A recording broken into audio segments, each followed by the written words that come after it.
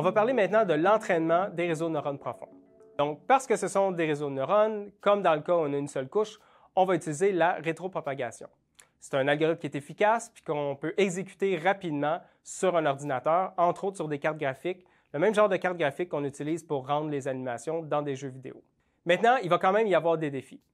Lorsqu'on a un réseau de neurones profond, on a plusieurs couches cachées et ça peut amener des difficultés à propager l'information de la dernière couche, la couche de sortie, jusqu'à la première couche cachée pour bien entraîner le réseau de neurones. Ça va mener à des problèmes de sous-apprentissage, c'est-à-dire que ça va être parfois difficile de capturer toute l'information présente dans l'ensemble d'entraînement. Un analogue à avoir en tête qui peut nous donner une intuition pour laquelle ça peut se produire, c'est un peu comme dans le jeu du téléphone, où on passe à notre voisin une expression qu'on a entendue.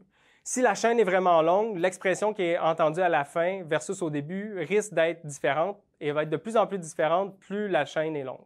C'est un peu la même chose qu'on observe avec des réseaux de neurones profonds avec plusieurs couches cachées. Plus il y a de couches cachées, plus l'information va être diffuse lorsqu'elle va passer à travers toutes les couches cachées lors de la rétropropagation. Un autre défi auquel on va possiblement faire face est en fait le contraire du défi dont on vient de parler. C'est-à-dire qu'on pourrait faire face à du surapprentissage. Effectivement, avec des réseaux de neurones profonds, on va avoir beaucoup plus de couches cachées, beaucoup plus de paramètres, beaucoup plus de capacités et donc possiblement une attitude de simplement mémoriser l'information dans l'ensemble d'entraînement de façon à ce qu'on ne soit pas en mesure de généraliser à des nouvelles observations parce qu'on a simplement mémorisé par cœur ce qu'il y avait dans l'ensemble d'entraînement. Et pour ça, on va devoir utiliser des techniques plus avancées de régularisation. Et un dernier défi auquel on va faire face, c'est dans la sélection des hyperparamètres. Effectivement, avec un réseau de neurones profond, on a plusieurs couches cachées. Il faut déterminer le nombre de neurones cachés dans chacune des couches. Donc, l'espace du nombre de configurations qu'on a à explorer est pas mal plus vaste.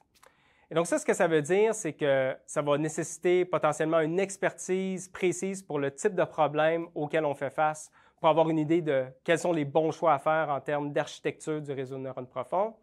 Ça va aussi nécessiter plus de matériel informatique pour être en mesure de tester beaucoup plus de configurations et de choix d'hyperparamètres de réseaux de neurones profonds. Et ça va aussi nécessiter plus de temps pour l'entraînement de chacun des réseaux de neurones profonds, puisqu'ils sont plus gros, ils ont plus de couches cachées, donc ça va prendre plus de temps avant de terminer leur entraînement.